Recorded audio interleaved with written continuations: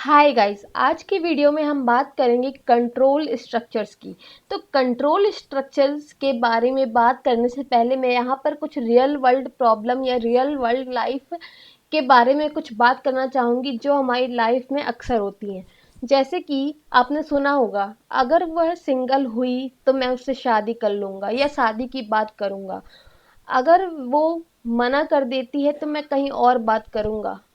आज अगर पानी गिरेगा तो मैं भीग जाऊंगा। ऐसे बहुत सारी चीजें हैं, जैसे अगर ऐसा हुआ तो ऐसा होगा, अगर ऐसा नहीं हुआ तो ये होगा। तो इफ एल्स, इफ मतलब अगर ऐसा हुआ, एल्स मतलब अगर ऐसा नहीं हुआ। तो ये कंट्रोल स्ट्रक्चर मतलब जो कंडीशन है, जो आपका कुछ हो रहा है वो किसी कंडीशन के बेस में हो रहा है। तो यही बात आती है कंट्रोल स्ट्रक्चर। जैसे आपको अगर कुछ प्रिंट कराना है, अपने प्रोग्रामिंग पे आ जाते हैं अब। जैसे आपको कुछ प्रिंट कराना है कि हाँ ये एक अडल्ट है, मतलब हाँ ये एक अडल्ट है, तो आप ऐसा लिख सकते हैं, if age is greater than और इज इक्वल टू 18, मतलब उसकी एज 18 से बड़ी या 18 है तो वह अडल्ट है। मतलब अगर 18 से बड़ी है तभी आप मैसेज प्रिंट कराएंगे, नहीं तो नहीं कराएंगे। तो इन सब चीज़ों में अपन यूज़ करते हैं इफ एल्स। और भी कंट्रोल स्ट्रक्चर्स होते हैं जिनके बारे में अपन आगे की वीडियोज़ में सीखेंगे। आज अपन स्पेशली बात करने वाले हैं इफ एल्स के बारे में। तो स्टार्ट करते हैं अपना कोडिंग पॉइंट। सबसे पहले अपन को सिंटेक्स देखना है इफ। तो सबसे पहले इफ देखते हैं। इफ के अंदर आपको एक बूलियन एक्सप्रेशन देना है, मतलब ऐसा एक्सप्रेशन देना है जिसका आंसर या तो ट्रू में आए या तो फॉल्स में आए। तो अगर मैं यहाँ ट्रू लिखती हूँ, मतलब अगर आपने कुछ एक्सप्रेशन दिया, उसका रिजल्ट ट्रू आया मान लीजिए, तो यहाँ ट्रू स्टोर होगा।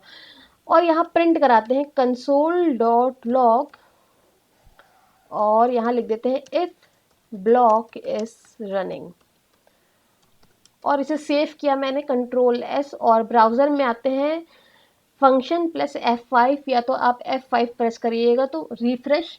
तो यहाँ इफ ब्लॉक इज रनिंग, मतलब इफ ब्लॉक के अंदर का स्टेटमेंट रन हो रहा है। रन क्यों हो रहा है? क्योंकि अपन ने यहाँ ट्रू पास किया है। अगर मैं यहाँ फॉल्स पास कर देती हूँ, फॉल्स फॉल्स, और यहाँ आते हैं और मैं रिफ्रेश करती हूँ, तो आप देखेंगे कि रन नहीं हो रहा है। If block is not running, मतलब यहाँ कुछ शो नहीं हो रहा है, इफ ब्लॉक नहीं रन हो रहा है। तो इफ में अगर आपने कुछ ऐसा दिया है जिसका आंसर ट्रू आता है तो ये ब्लॉक रन होगा, नहीं तो नहीं होगा। मान लीजिए यहाँ एज है, किसी की इंसान की एज है और उसकी एज है 19, और यहाँ पर हम देते हैं condition age is greater than और इज इक्वल टू 18।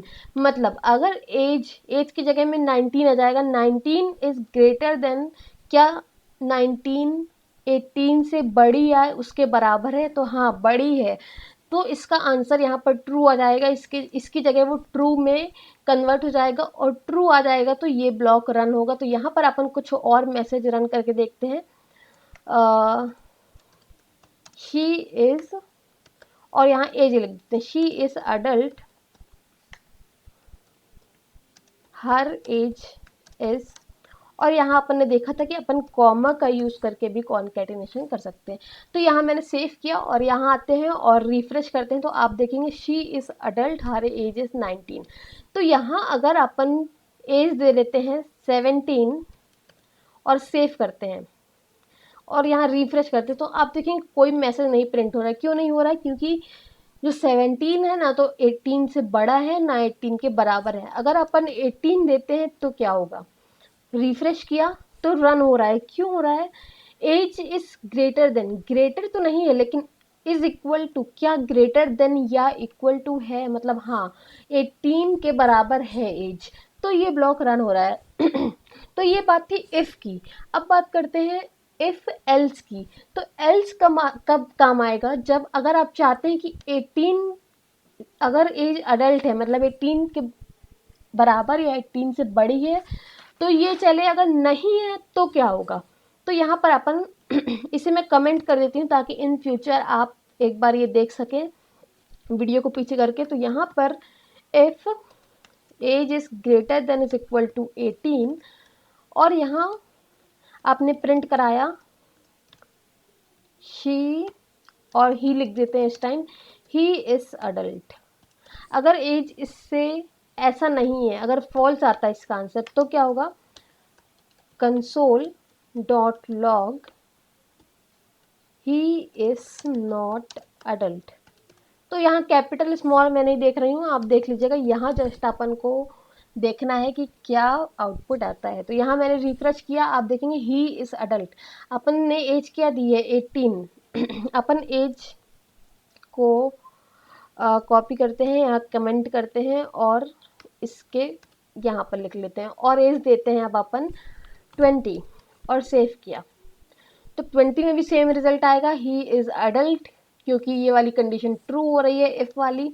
अगर यहाँ देते हैं 16 और सेव किया और यहाँ आया, यहाँ पर अपन आके रिफ्रेश करते हैं तो ही इज़ नॉट एडल्ट। तो आप देखेंगे, आप समझ रहे होंगे इफ़ एल्स किस लिए काम आता है।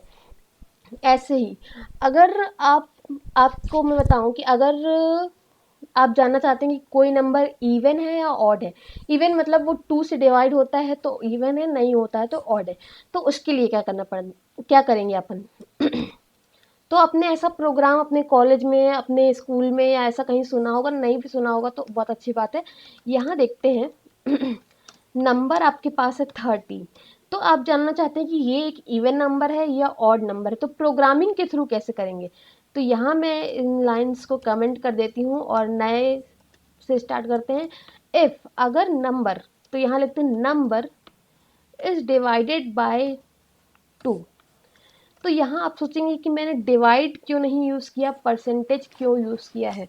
तो ये आपको तभी समझ में आएगा जब आप मेरा ऑपरेटर्स का वीडियो देखेंगे। तो मैं बार बार वही एक्सप्लेन नहीं करूँगी, इससे उन लोग का टाइम वेस्ट होगा जिन्होंने स्टार्टिंग से वीडियोस देखे हैं।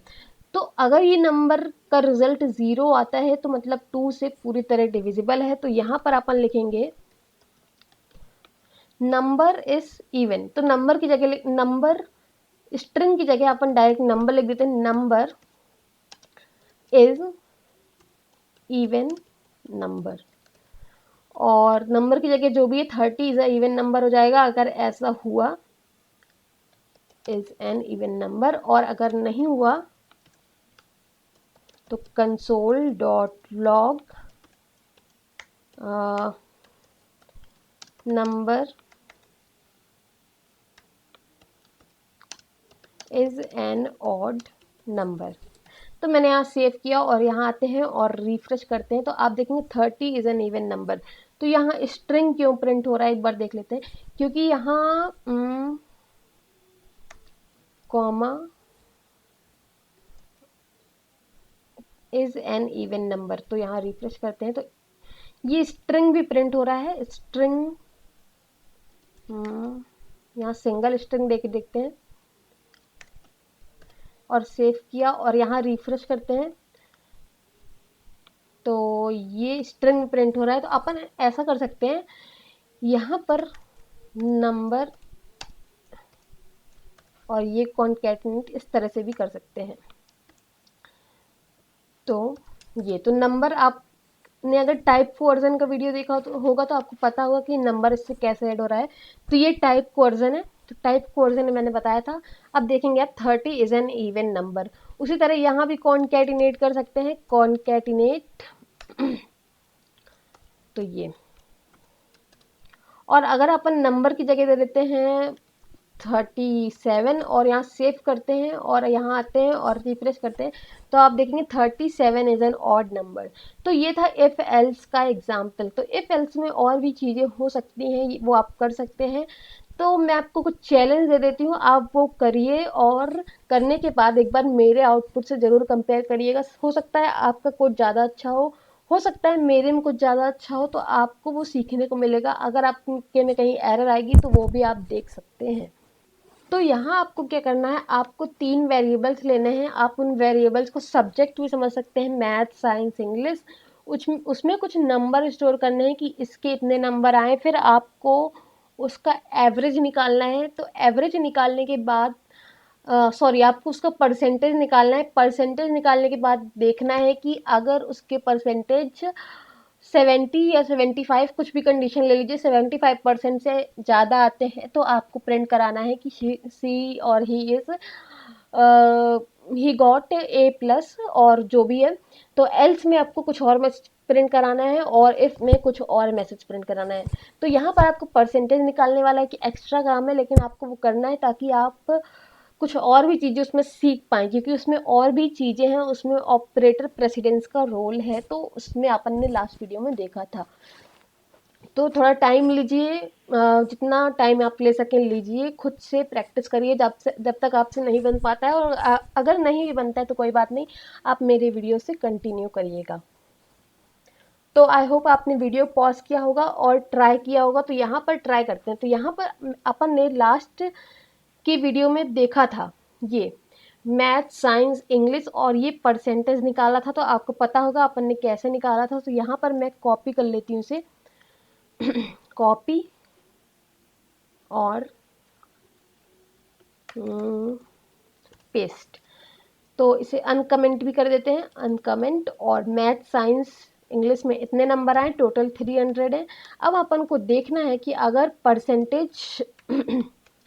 परसेंटेज इज ग्रेटर देन और is equal to 75, console.log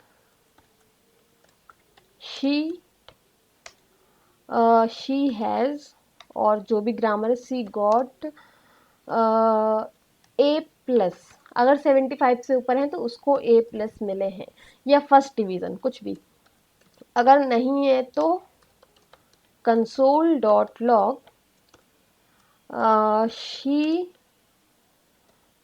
she is not A plus. तो यहाँ पर ये देखते हैं, परसेंटेज की वैल्यू प्रिंट करा लेते हैं। परसेंटेज कितना आया है,